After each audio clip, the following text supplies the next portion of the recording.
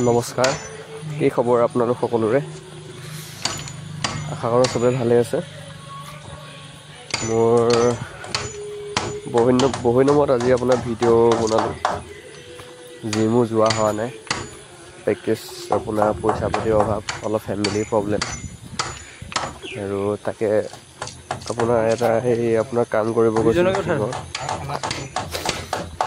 তাকে কাম কৰা এটা ভিডিঅ' এটা দিলোঁ আপোনালোকক। আপোনাৰ জিমটো যাব পৰা নাই, ভিডিঅ' বনাব পৰা নাই, সেইটো কাৰণে কামৰ ভিতৰত এটা বোলো দিওঁ।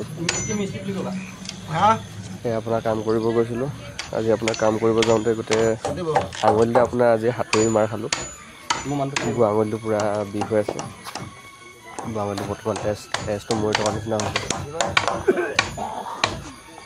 বাকী কি কৰিব আৰু, কাম কৰি খাবই লাগিব।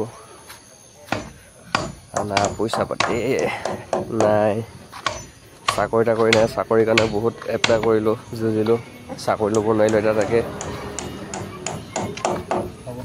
আৰু প্ৰেক্টিছো কৰিব পৰা নাই, সেইটো কাৰণে অলপ প্ৰব্লেম হৈ থকাৰ কাৰণে।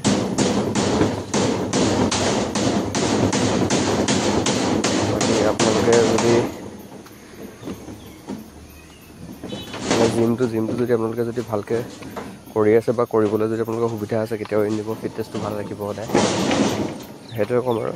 ঠিক আছে, হ'ব, সেইকাৰণে বাই বাই।